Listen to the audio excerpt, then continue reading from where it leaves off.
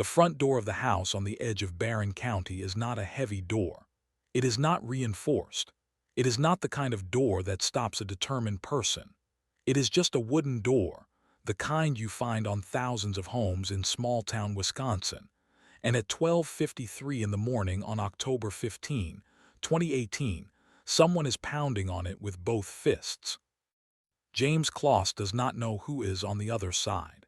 He goes to answer it anyway, the way most people in rural Barron County would, because this is a small town where people know their neighbors, where the worst thing that tends to happen on a Monday night is a deer wandering into the yard. He gets close enough to the door to answer it, and before he can do anything more than that, he is shot. Inside the bathroom, Denise Closs has her 13-year-old daughter Jayme wrapped in her arms. The two of them had heard the pounding on the door. They had heard the sound of the gunshot. Denise and Jayme had run for the bathroom and climbed into the bathtub, which is exactly where they are now together, terrified, the locked door between them and whoever had just killed James. Denise has her phone in her hand. She dials 911. The call connects.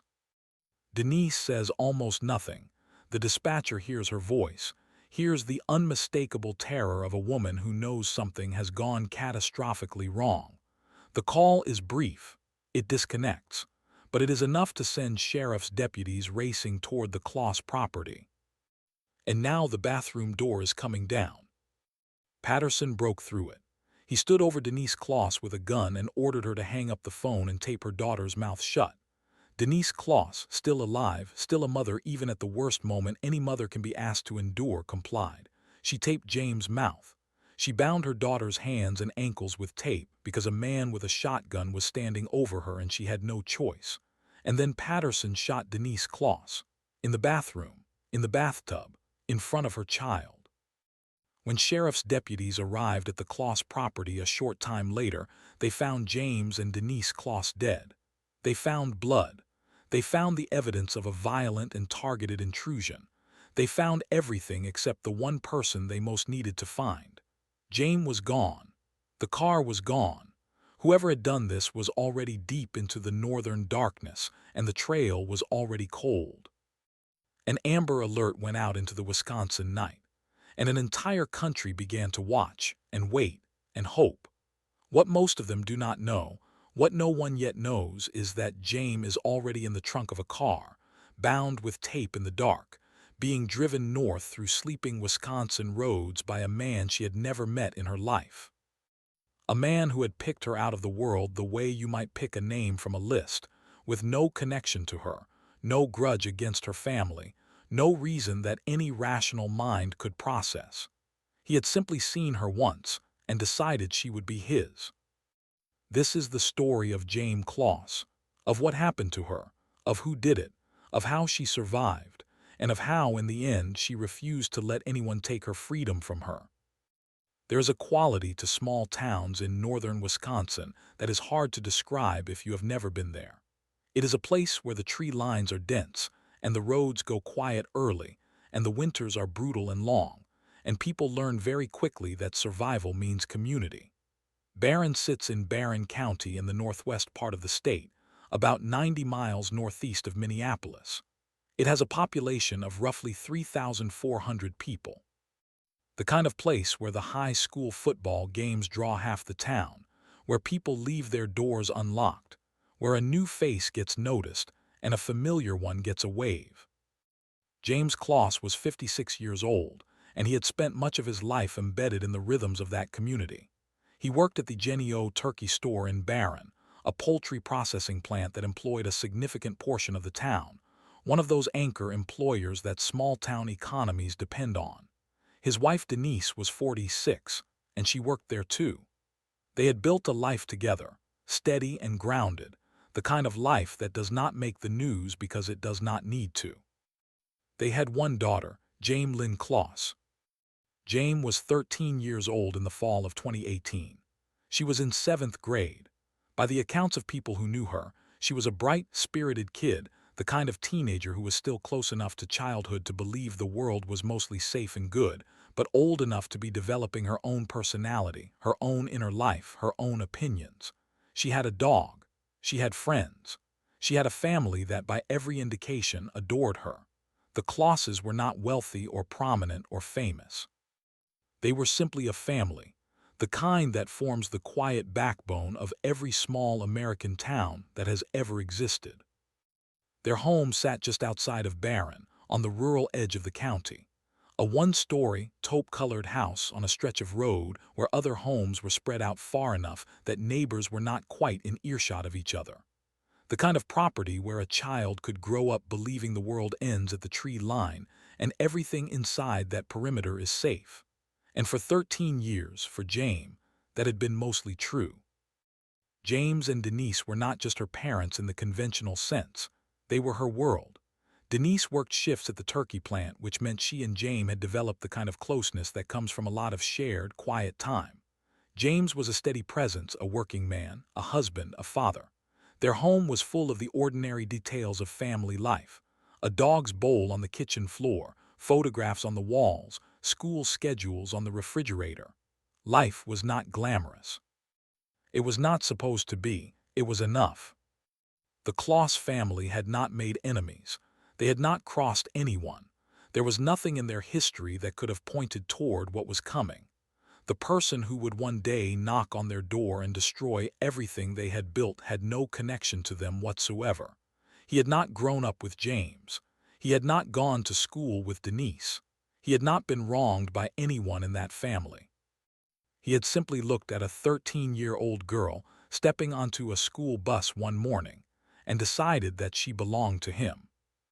And then he spent weeks planning how to take her. Jake Patterson was 21 years old when he killed James and Denise Closs and took their daughter. He had grown up in Gordon, Wisconsin, a town even smaller and more remote than Barron, about 70 miles to the north. Gordon is the kind of community that exists mostly in the margins of other places, a crossroads of ATV trails and lake homes and deep woods where people come to disappear from the world for a while. It was not a bad place to grow up necessarily, but it was isolated. And for a young man already inclined toward isolation, that solitude had a way of feeding on itself. His parents divorced during his childhood. His father, Patrick Patterson, and his mother went their separate ways at some point. Patterson and a sibling were left behind in Gordon, and he grew up in a cluster of cabins about 10 miles outside the town proper, remote even by the standards of a remote area. A seasonal and year-round mixed development, the kind of place where neighbors knew each other well enough to wave but not well enough to ask hard questions. Former classmates and neighbors described Patterson as unremarkable. He attended school in the region before graduating from a small school in a small community. There was nothing in his youth that attracted significant attention from law enforcement, no major public record of prior violence, no history that had flagged him to authorities as a young person. He blended in the way people who are saving something dark for later tend to blend in, with a kind of competent invisibility. After school, Patterson's life began to contract further.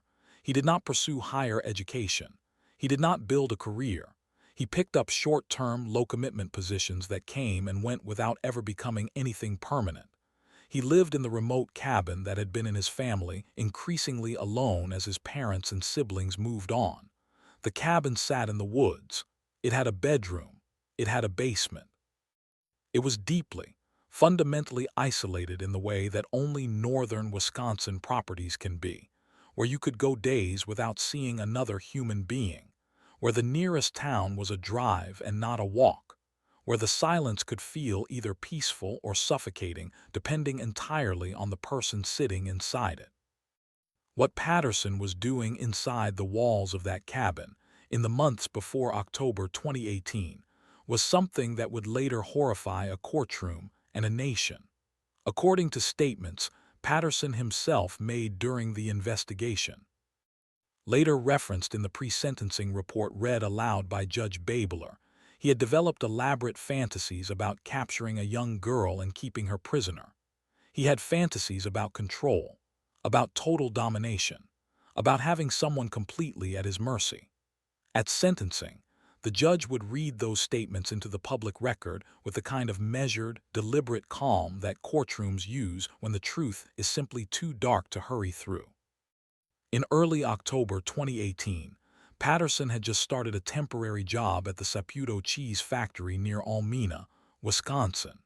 He would hold that job for exactly 2 days before quitting, not because the work was too difficult, but because by that point, he had already found his target and his focus had shifted entirely toward what he was planning to do next. He was 21 years old, unemployed, isolated, and moving toward the darkest decision a human being can make. Patterson was driving to the Saputo cheese factory on one of his 2 mornings of employment when his red Ford Taurus slowed behind a school bus on U.S. Highway 8. The bus had stopped to pick up students. He sat there, engine idling, watching, and a 13-year-old girl climbed aboard the bus. Jayme Closs in the early morning light, carrying a backpack, going to school. A completely ordinary moment in the life of a completely ordinary girl. Patterson, in his own words to investigators, said that the moment he saw her, he knew. He told police that when he saw Jayme get on that bus, he knew she was the girl he was going to take. Not that he wanted to take her in some way connected to her as a person. Not that he had any history with her or grievance against her family. He did not even know her name. He would not learn her name until after he had brought her to the cabin. He simply saw her and decided, the way you might describe a certainty that arrived fully formed rather than something consciously chosen. What happened next is a portrait of premeditation so deliberate and cold-blooded that it is difficult to process as the behavior of a real human being. Patterson went immediately to a Walmart in Rice Lake, Wisconsin, where he purchased a black balaclava-type mask to conceal his identity. He then began surveillance. He drove past the Closs property on multiple occasions to study the layout, the patterns, when cars were in the driveway and when they were not. He shaved his head and showered before the attack to avoid leaving DNA evidence at the scene. He obtained his father's 12-gauge Mossberg pump shotgun, a weapon his own research had led him to believe would be among the most difficult firearms to trace. He loaded it carefully while wearing gloves to avoid leaving fingerprints or DNA on the weapon. He wiped the shotgun down further. He stole a license plate from a vehicle near Sarona, Wisconsin, and placed it on his car in case he was spotted during the crime. He disconnected the dome light and the trunk light inside his vehicle, and he removed what he himself described to investigators as a kidnapping cord, the internal trunk release mechanism, so that once Jayme was inside, she would have no way to open the trunk from the inside. He tried to approach the Closs home on at least 2 separate occasions before October 15, but turned back both times when he saw cars in the driveway or other signs that the property was not sufficiently vulnerable. He was not deterred. He was simply patient in the methodical, chilling way that someone operating entirely outside of moral consideration can be patient. District Attorney Brian Wright, in statements made after the arrest, revealed that Patterson had told investigators he was prepared to shoot anyone who was inside that house that night, including any children present, to leave no eyewitnesses behind. He had also indicated to investigators that he was likely to shoot at police officers if he had been stopped during the drive north. Based on what we know from these statements, the full scope of the violence Patterson was prepared to commit that night extended well beyond what he ultimately carried out. He dressed entirely in black. He drove toward Barron. On his 3rd visit, the conditions felt right. October 15, 2018, the night that ended one life and shattered 2 others. It is just before 1 in the morning. Barron County is dark and cold. October in Wisconsin has a particular quality, not yet the deep freeze of winter, but cold enough that the nights are sharp and the fields have gone brown and the trees are starting to come down. The Closs house sits back from the road. Some lights inside may still be on. The family is home. Patterson approached the house with his father's 12-gauge Mossberg pump shotgun and 6 shells. He was wearing gloves. He was dressed entirely in black. The balaclava covered his face. He had stolen license plates on his car. He had no trunk release cord. He had thought of everything he could think of. He pounded on the front door.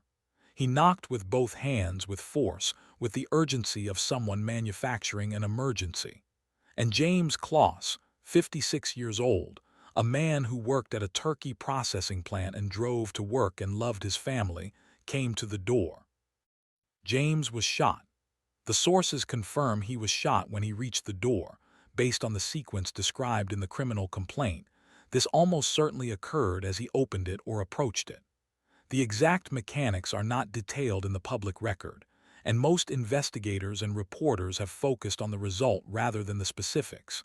Jayme Closs, approaching his own front door in the early hours of a Monday morning, was killed. Inside the bathroom, Denise and Jayme had heard the pounding on the door and the sound of the gunshot. They ran for the bathroom and climbed into the bathtub. Denise had her phone. She had begun dialing 911. The call connected. She spoke. The dispatcher heard her voice and heard enough to know that something was catastrophically wrong, and deputies were dispatched immediately.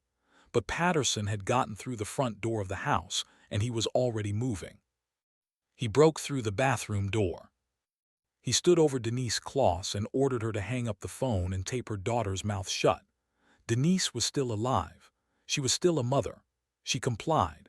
She taped Jayme, her child, 13 years old, trembling in the bathtub, binding her mouth, her hands, and her ankles, the way a person does when a man with a shotgun has taken away every other option.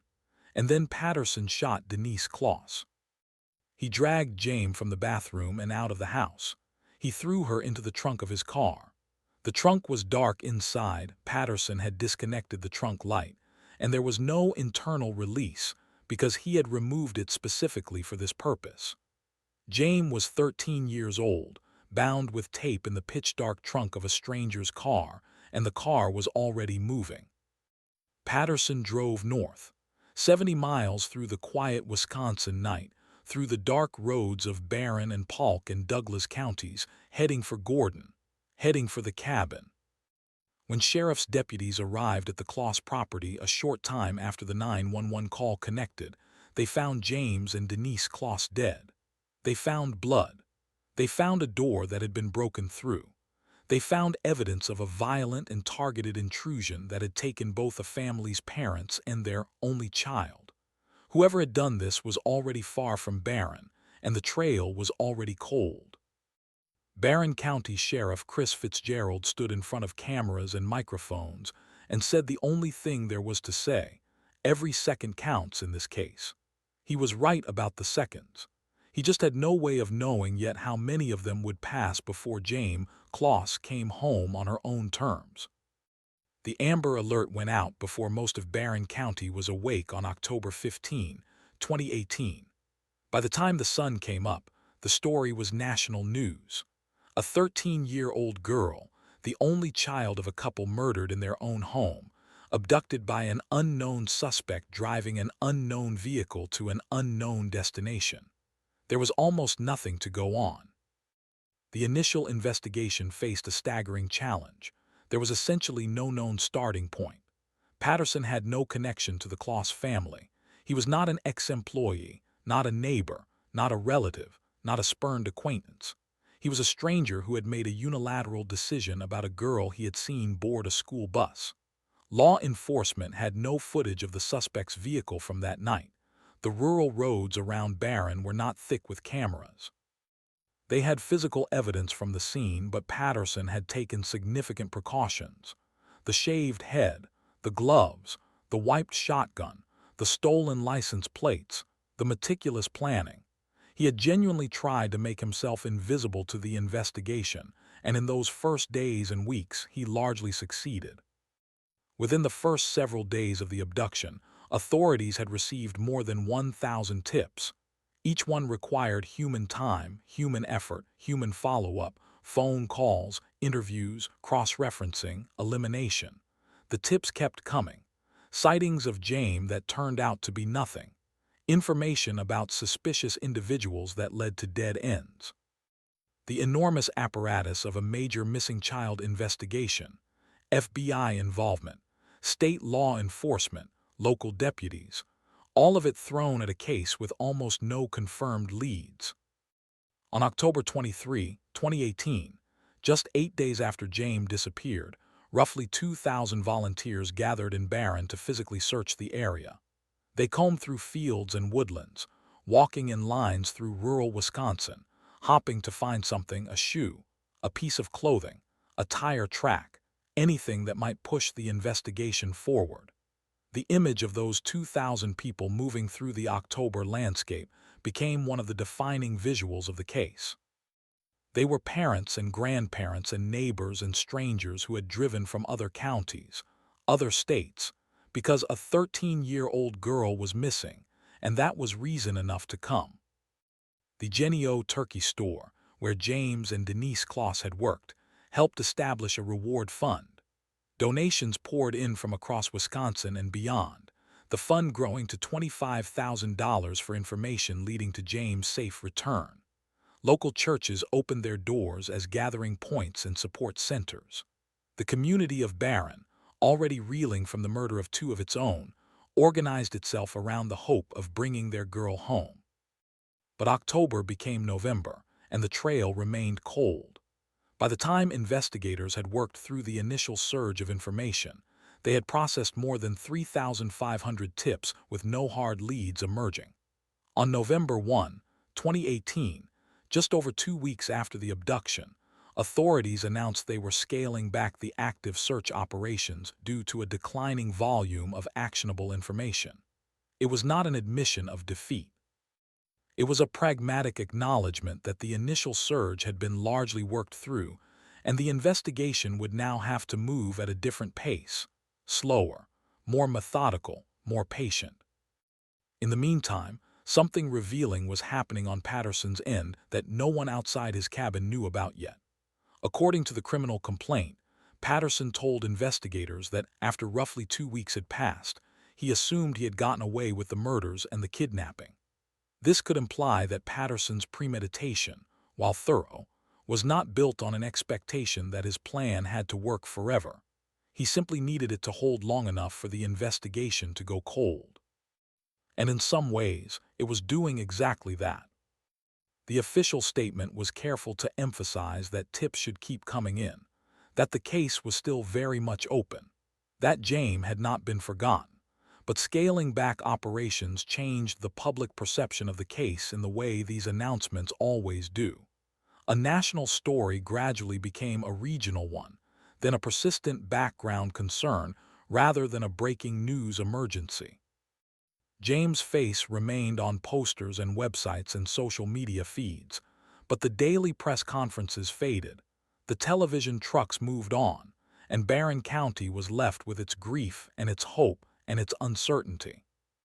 Funerals were held for Jayme and Denise Closs, the community coming together to say goodbye to a couple who had done nothing to deserve what had happened to them. The services took place with the knowledge that Jayme might be watching somehow, might one day know that her town had come together to honor her mother and father with every ounce of love it had. Meanwhile, 70 miles to the north in the woods outside Gordon, a 21-year-old man was going about his daily life, picking up groceries, watching television, telling people who came to his door that everything was fine. And somewhere in that cabin, hidden from the world, was a 13-year-old girl. The cabin in Gordon was remote by any definition. It sat in a development of mixed seasonal and year-round homes about 10 miles outside the town proper. Patterson had grown up in that area. He knew the roads, the neighbors' patterns, the particular rhythms of life in that corner of Wisconsin. He knew how to live there without attracting attention, and he applied that knowledge to keeping Jayme hidden in plain sight, or more precisely, hidden in darkness. From the moment she arrived at the cabin, Patterson established a system of control that was as calculated and methodical as the crime that had brought her there. Jayme was not allowed to be seen. She was not allowed to make noise. She was not allowed to have a life, a presence, an identity within that space beyond being exactly what Patterson had decided she would be, a prisoner, entirely subject to his will. When Patterson was home and they were alone, She was permitted to exist in the shared spaces of the cabin to some degree. But the moment he was leaving to go to the store, to see friends, to go anywhere at all, the routine began. He would force Jayme to crawl into the space beneath his bed. It was a narrow, dark gap between the mattress and the floor. Once she was under, Patterson would drag tote containers filled with heavy weights against the sides of the bed, positioning them so that they would be detectable if moved. He would know, upon returning, whether she had tried to get free. When people came to visit him at the cabin, friends, anyone, Jayme was under the bed. Patterson made clear to her that no one was to know she was there, and that consequences would follow if anyone found out. He would turn music on loud enough in the bedroom that she could not hear the conversations being had just feet away. From the perspective of anyone visiting Jake Patterson at his cabin, there was nothing unusual about his home. There was a young man living alone in a remote property, listening to music, the way young men in remote properties do. What none of those visitors knew was that a 13-year-old girl whose parents had been murdered was lying in the darkness beneath a bed a few feet away, terrified and silent. According to the criminal complaint, Patterson sometimes made Jayme stay under the bed for up to 12 hours at a time, without food, without water, without bathroom breaks. 12 hours of confinement in a cramped, dark space, with the understanding that any noise, any disturbance to the weights, any sign of her existence, would bring consequences she had already been warned about in the most unambiguous terms. He had struck her at least once with a physical object, according to the complaint, confirming what she already knew from the night of October 15. The threat behind his words was real. She was not in a position to test it. She tried to escape once before the successful attempt. Patterson came back to find evidence that the weights had been disturbed, some indication that she had attempted to move out from under the bed. He responded with an explosion of terrifying rage, screaming and banging the walls. Based on what we know from Patterson's own statements to investigators, he believed that response had been so frightening that she would never try again. He was wrong, but it would take 88 days to prove it. During the Christmas holidays, Patterson left for an extended period.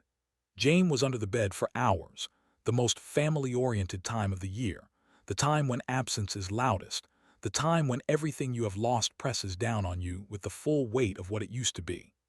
While the rest of Wisconsin was gathered around tables and trees and fireplaces, a girl who had already lost everything she loved was trapped in a stranger's home in the Wisconsin winter.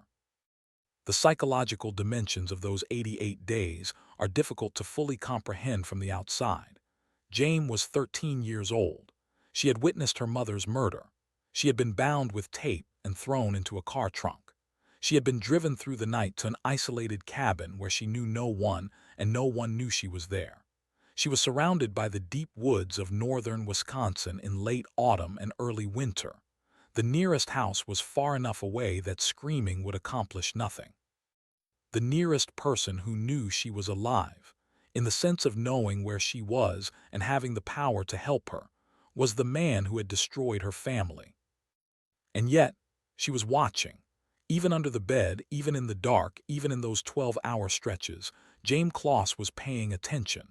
She was memorizing the cabin's layout, the sounds it made, the times of day when Patterson left and how long he was typically gone.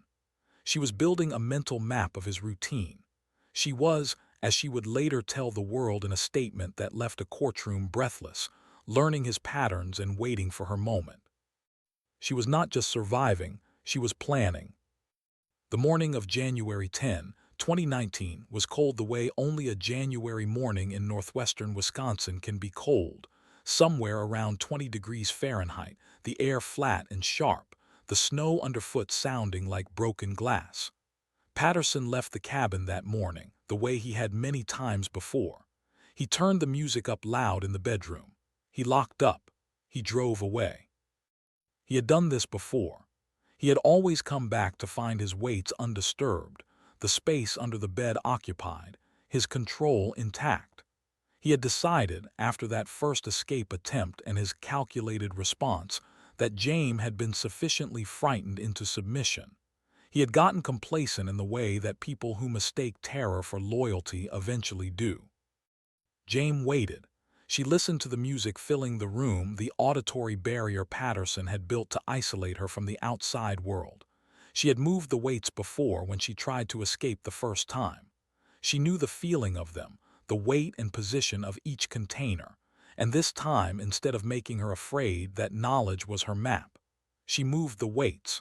She crawled out from under the bed. She did not stop to take much with her. There was not much to take. What she was wearing was not suitable for January in Wisconsin. She was in clothing that did not belong to her, including shoes that were too large for her feet. She had no coat. She had no phone. She had no money, no plan beyond the single irreducible objective: get outside, get away, find another human being. She ran out of the cabin and into the Wisconsin cold. She ran through the woods and down the roads of that remote development, 13 years old, in oversized shoes and the wrong clothes for the weather, running away from the place where she had spent 88 days. She was moving, and she was not going back. She ran until she reached a road, and on that road she found a woman walking a dog.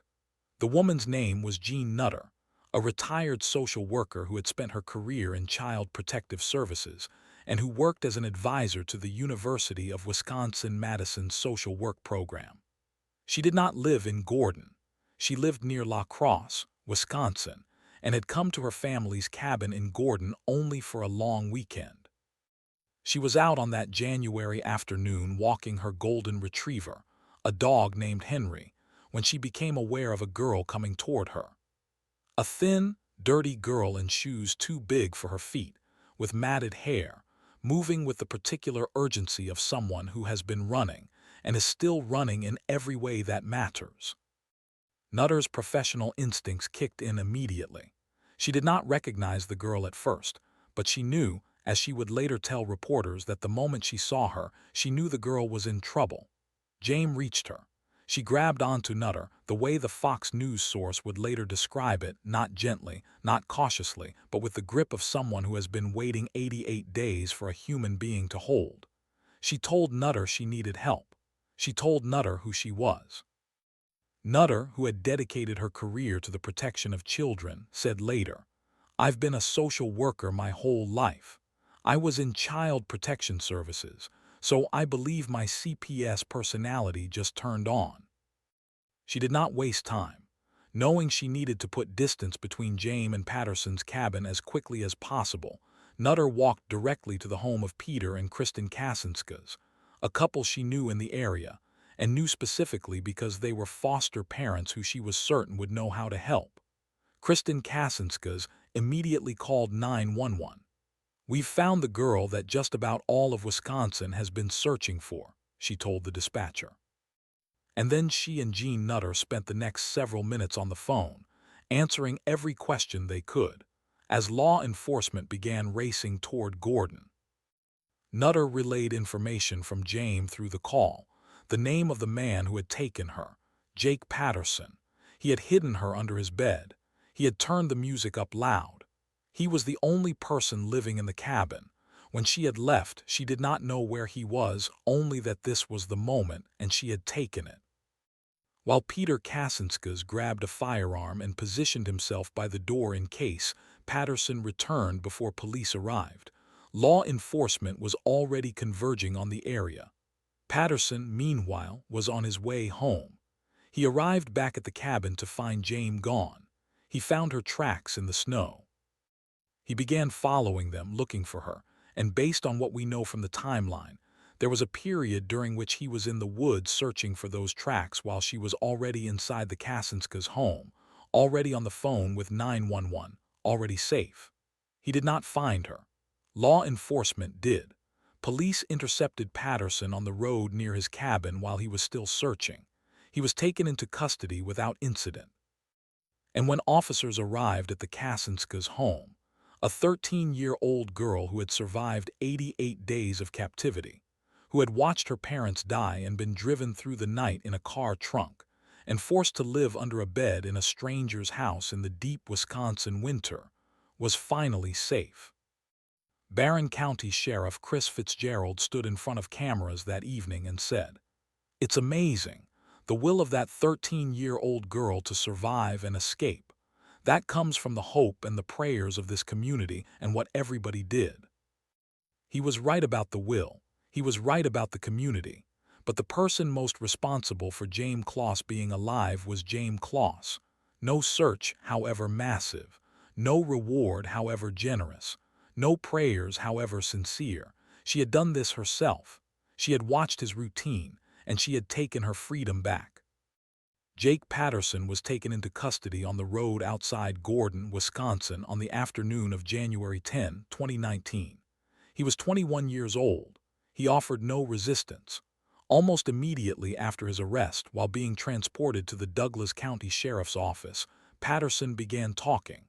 Not reluctantly, not after hours of interrogation, not with the careful legal caution of someone trying to construct a defense. He confessed. He told investigators what he had done and in broad strokes, why. He gave them the mechanics of it, the school bus, the surveillance, the planning, the night of the attack, the drive north, the cabin, the months of captivity. He laid it out with a directness that struck investigators as almost unsettling, as though the confession were a form of relief. He told them about seeing Jayme board the school bus and knowing she was the girl he was going to take. He told them about the 2 failed attempts before October 15. He described shaving his head, stealing the license plates, wearing gloves, wiping the shotgun down, removing the trunk release cord from the car. He told them he had planned to take multiple girls and kill multiple families. He said it the way you might describe a plan that had simply not yet been fully executed.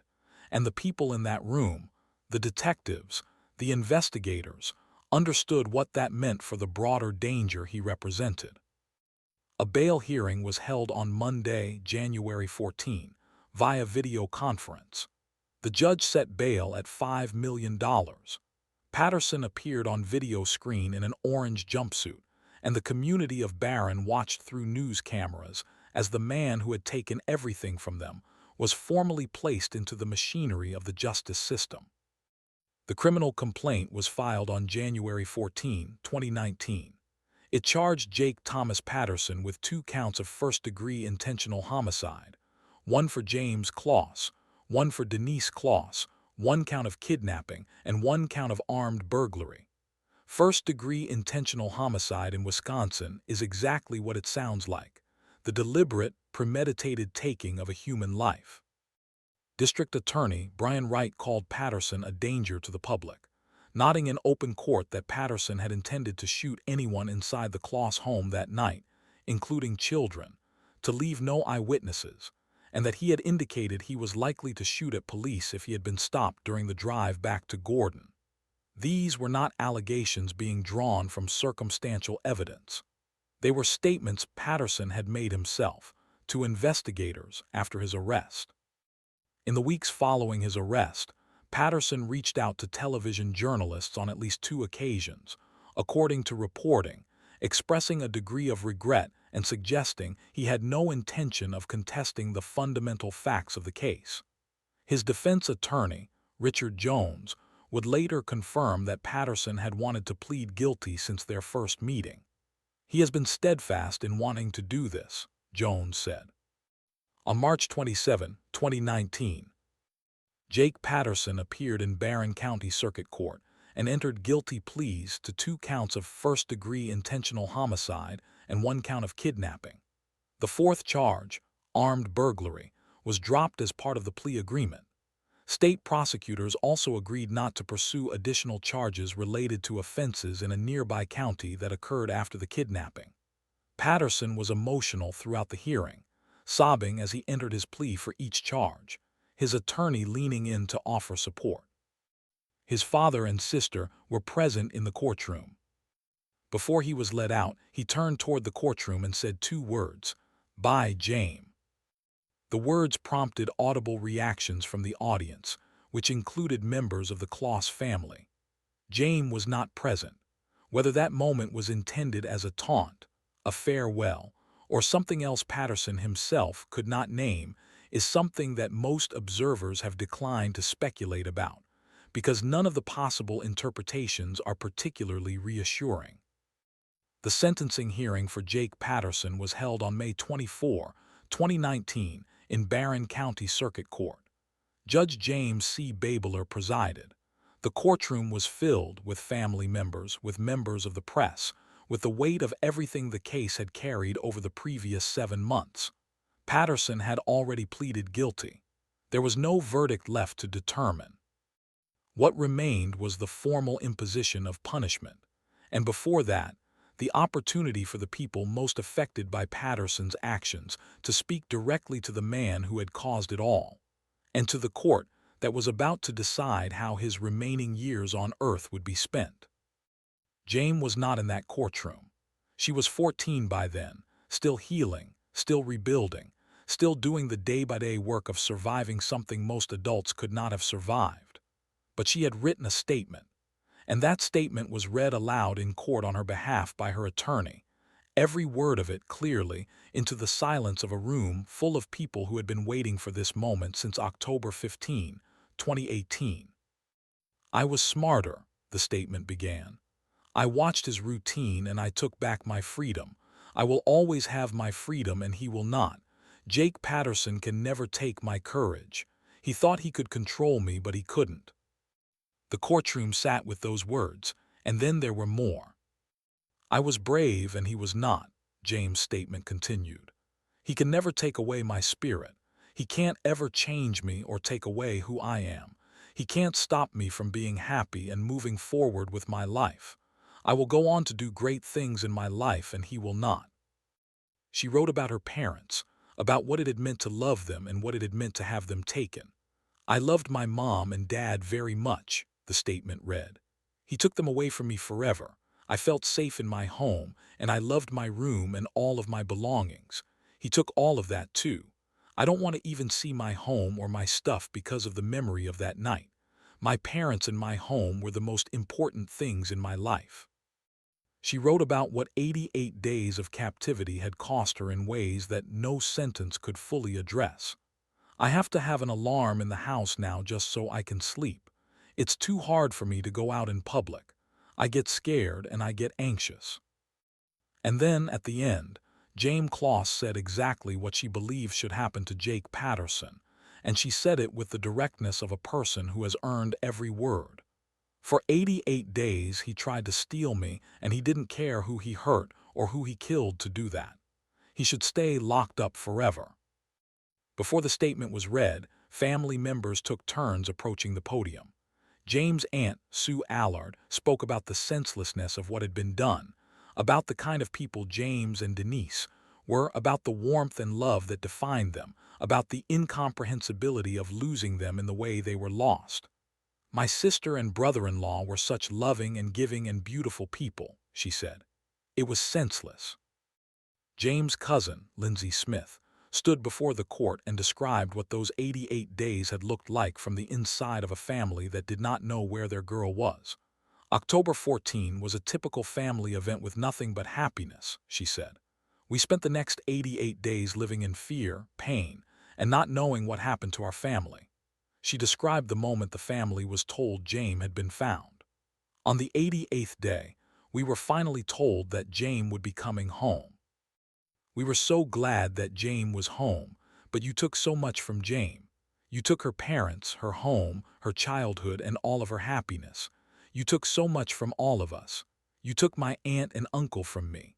The last moments of my aunt's life were the worst and scariest moments of her life. No one should leave this earth in such a horrible way." Mike Closs, James's brother and James' uncle, was overcome with emotion as he described the milestones Patterson had stolen from all of them. "Because of this monster, Jayme won't have her mom and dad at her dance recitals, won't have her mom and dad at her prom, her homecoming dance. My brother won't be able to walk her down the aisle on her wedding day." Patterson sat at the defense table with his head down while each of those statements was delivered. When prosecutors addressed the court and warned that Jayme's life would be in jeopardy if Patterson was ever released, he shook his head.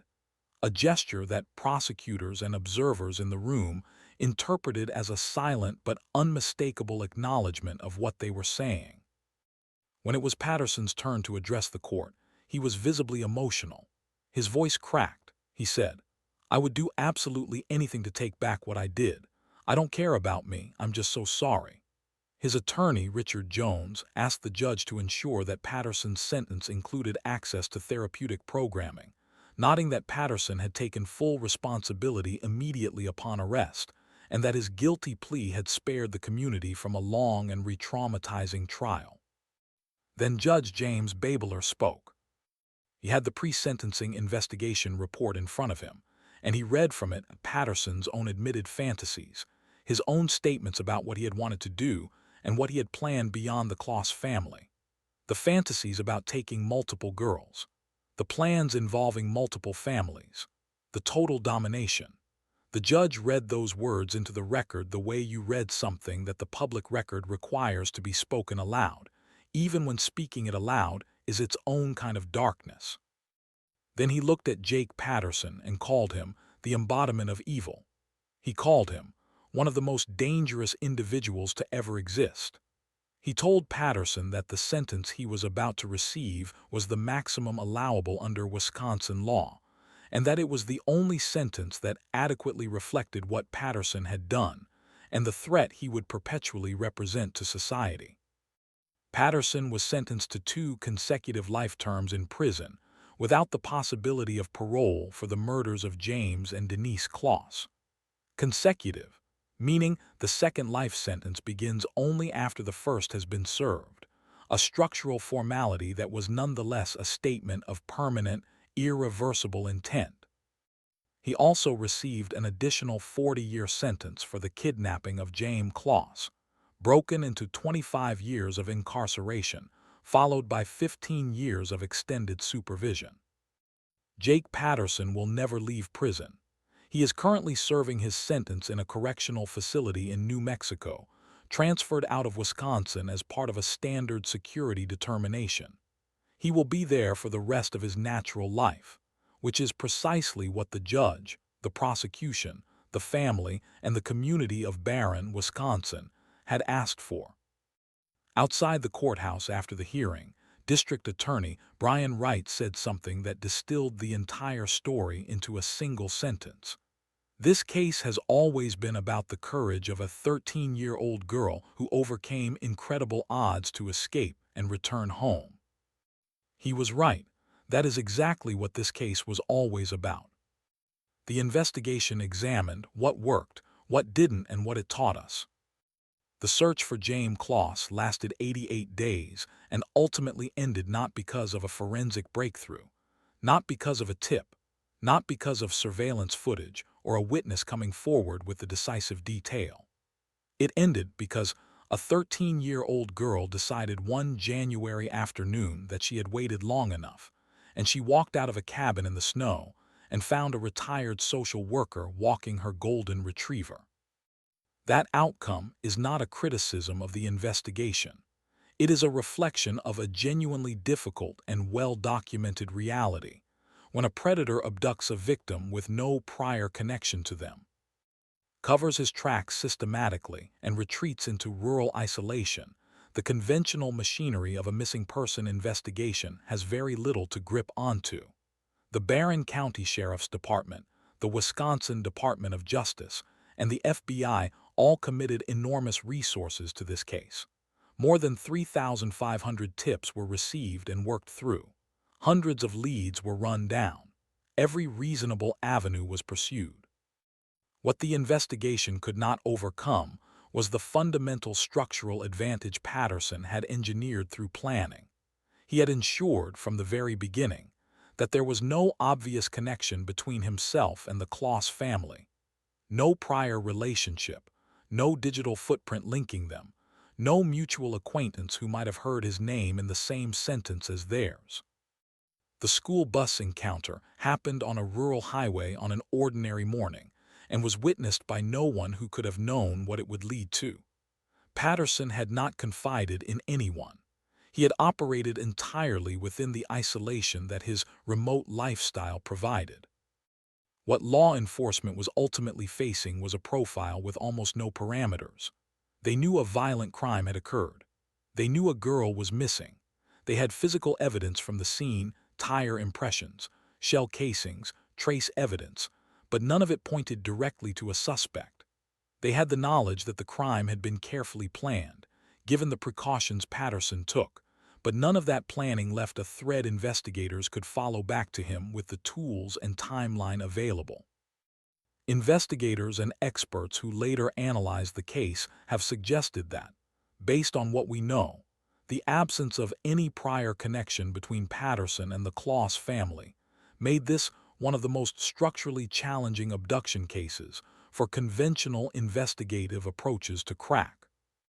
The case generated significant discussion among criminal investigators and child safety advocates about the particular challenges of true stranger abductions, cases where the offender has no prior relationship with the victim and has taken active steps to sever any chain of connection. These cases are statistically rare in the landscape of violent crime against children. The vast majority of abductions and family-related violence cases involve people known to the victim. But rare does not mean impossible, as Barron County learned in October 2018, and the Jayme Closs case reinforced the importance of sustained public engagement even when tips slow down, of maintaining the visibility of a missing child even when the story fades from national coverage, and of trusting that the most important development in any case can come from a source no investigator anticipated. The case also raised questions about the investigative profiles of individuals capable of planning this type of crime. Patterson's documented pre-crime period, the elaborate fantasies, the deliberate surveillance, the meticulous evidence elimination, fits patterns that forensic psychologists and behavioral analysts have documented in cases of premeditated predatory violence against strangers. The isolation, the gradual intensification of fantasy, the absence of meaningful social or professional relationships that might have interrupted or redirected the process. These are features that recur across documented cases of this type. Based on what we know from Patterson's own statements, his planning was not impulsive. It was systematic, and it was building towards something that, left unchecked, he had indicated was intended to be repeated. The life sentences he received reflect not just what he did to the Closs family, but what the legal system recognized he was capable of doing again. Jayme Closs went to live with a family member following her escape and the legal proceedings that followed. She was surrounded by people who loved her, in a community that had spent 88 days praying for her return.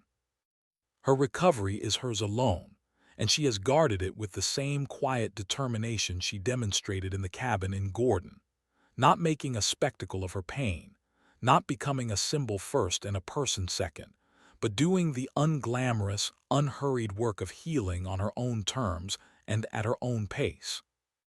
What she said in that sentencing statement is the clearest window the public has into who Jayme Closs is. She did not perform vulnerability. She did not ask for sympathy.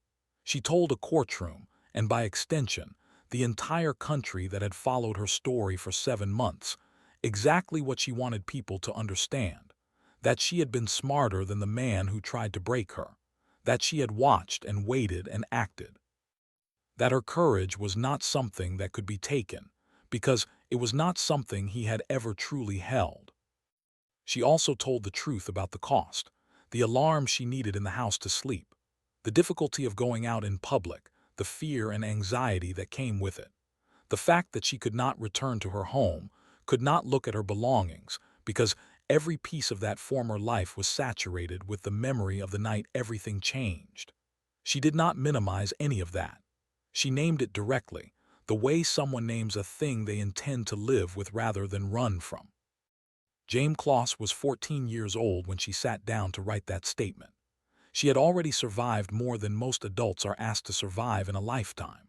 She had already demonstrated a quality of courage, patient, strategic, rooted in observation rather than recklessness. That is genuinely rare at any age. And she had already begun the slow, nonlinear process of rebuilding a life from materials that included both the memory of what happened and the living fact of who she still was. The community of Barron continued to hold her in the particular way that small towns hold their own, not intrusively, not with the kind of performative grief that turns a real person into a cause, but with a steady, persistent warmth that was there when she needed it and did not demand anything in return. The people who had walked through October fields looking for her were still there.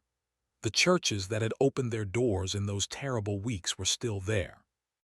The friends who had held her memory close during 88 days of not knowing were still there. Jean Nutter, the retired social worker who was walking her dog on a January afternoon and found Jayme running toward her in the cold, was asked afterward whether she felt like a hero. She said no. She said the real hero was Jayme, who had found the courage and the wherewithal to leave the cabin in the first place. "The real hero is not me," Nutter said. "It's Jayme, who was able to leave the house and find me on the road." Nutter returned to La Crosse after the case resolved, back to her ordinary life, having played an extraordinary role in one afternoon without any preparation and without any hesitation. That is what it looks like when a life spent doing the right thing catches up to a single, defining moment.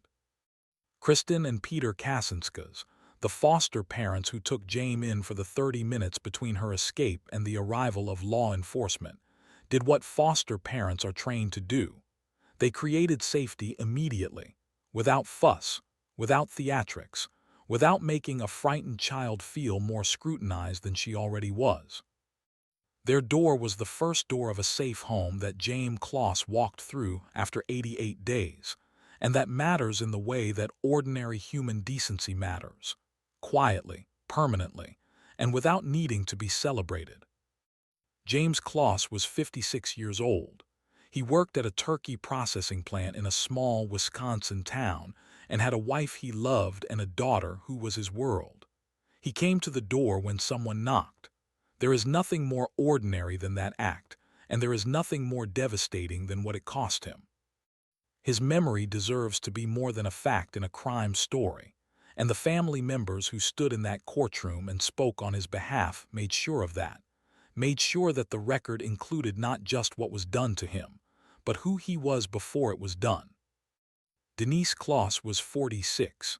She was a mother who climbed into a bathtub with her child and made a phone call while the unimaginable was happening on the other side of a bathroom door.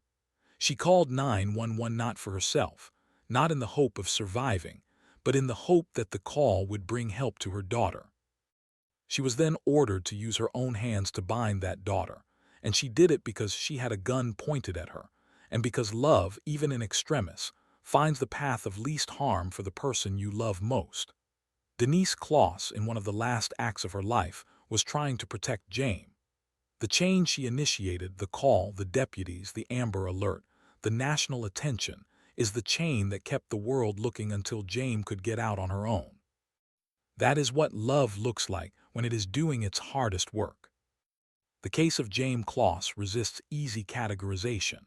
It is not a story about a system that failed, because the system, by the available evidence, did most of what it was supposed to do and still could not find a girl hidden in a remote cabin by a man who had planned for invisibility. It is not a story about warning signs missed or red flags ignored, because Patterson's exterior life showed almost nothing that would have triggered intervention before October 15. It is not a story that offers the kind of clear cautionary framework that people sometimes look for. Be vigilant. Watch for this. Do that. Because the crime Patterson committed was built on the absence of any prior connection, any logic, any reason that a victim could have seen coming. What it is, at its core, is a story about the will to survive, about what a 13-year-old girl chose to do with 88 days of darkness and terror, about the fact that Jayme Closs refused, in the most fundamental sense, to let Jake Patterson be the last word on her life. He had taken everything from her, her parents, her home, her childhood in the specific sense of the safety and innocence that childhood requires. He had put her in the trunk of a car and driven her 70 miles to a cabin in the woods and hidden her under a bed with weights and threats. He had done everything in his power to make the world believe she had simply ceased to exist. She found a way out anyway. She made one anyway. She counted the hours and memorized the routine and chose the moment and ran through 20-degree Wisconsin January in oversized shoes and the wrong clothes for the weather, because staying was worse than all of that. Patterson told investigators he never would have been caught if he had planned everything perfectly. He is correct in the narrowest sense.